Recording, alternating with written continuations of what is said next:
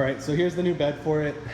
As you can see, it has some damage right here and right here. That's all the damage. This is the bed, it's still on it. I just got the tail lights and the tailgate off. It has some damage right here. Damage right here. It doesn't look terrible on camera. Damage right there. A little bit right there. And I think it has some, nope, okay, but, so yeah, I picked up this bed. It has a full bed liner. You can see it. I'll show you better once it's on. This tailgate that I bought previously that you guys have seen has bed liner. I was hoping it'll match up. Basically, this bed's a little bit nicer shape. I'm gonna swap them and I'll be able to sell this bed for at least 300 bucks, making money. So I basically get a free spray of bed liner, which is like $450 where I'm at. So got the wires or the tail lights disconnected. I'm gonna have my wife jump under the truck, disconnect the wires from the main little wire box. I'll show you that.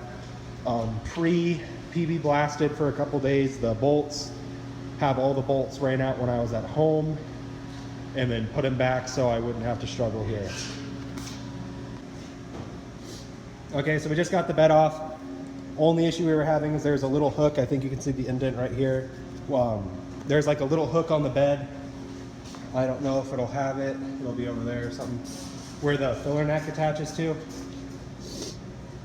And it was pinching it a little bit, but other than that, the bed's not rusty. If you've seen other videos right here above the fuel tank, that's gone, and I live in Alaska, so it's pretty surprising it's as good as it's in.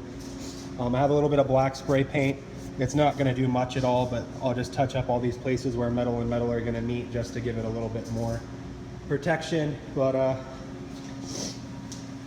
pretty excited, pretty easy. I'll show you all what I had to do. When I install the bed, there's 8 bolts, 4 on each side.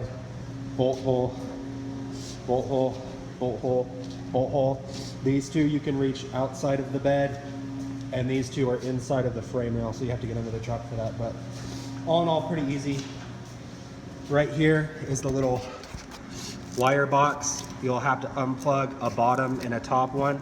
That was pretty simple. But I mean, other than that, this has been really easy. So I'm gonna go ahead, touch up all those metal spots and get the bed thrown on. Okay, so you have a bolt right here. When you're underneath, it'll be to the right of the filler neck. And then another one to the left of the filler neck.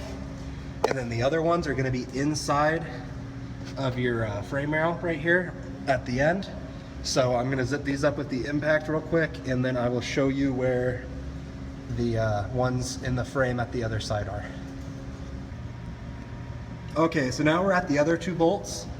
Your rear driver's side shock, follow that up right where your spare tire is. Inside the frame rail, there's a bolt right here. Follow it down towards your bumper. You're gonna reach a cross member by all these wires, and the other bolt is right there. You can see it's at the very end, at the very, very end of your frame rail. FYI, these are 18mm bolts. And they don't like to come off, especially if your bed hasn't been off before. So I soaked them in PB Blaster for one day, came back the next day, soaked them in PB Blaster, and then my snap-on impact cordless took them right off. So let me get these done right up, and I'll move on to the next side.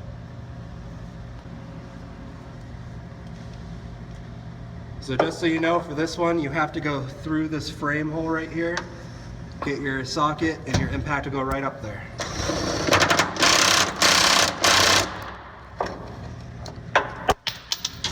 Don't let sockets hit you when they fall back down.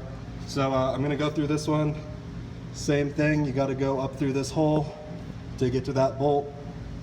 And let me do that real quick.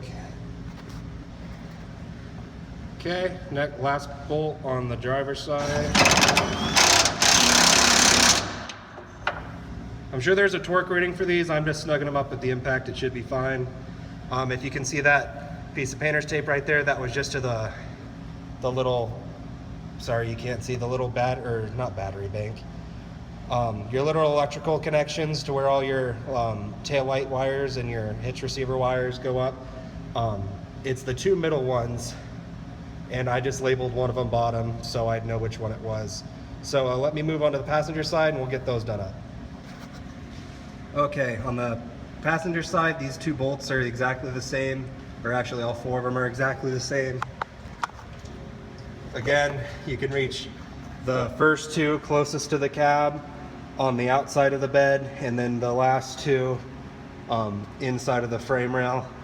The exhaust gets close. This has a factory exhaust still. If you have an aftermarket exhaust, I'm not sure how much room you'll be able to have. I'm sure you'll be able to do that if you can just kind of move it out of the way. But I'm not going to videotape them. I'm just going to zip these two up. But I will videotape where I get to the exhaust where it gets kind of tight, so, just so you guys know. Alright guys, so we lost the audio for this clip. It got a little weird. As you can see, it looks kind of glitchy, but what I'm trying to say is the factory exhaust and the spare tire are pretty close. So with your impact socket, your extensions, and your impact, it can get kind of tight. Alright, so the bed's been officially on, the fender flares are on, and everything's good. So sorry I haven't been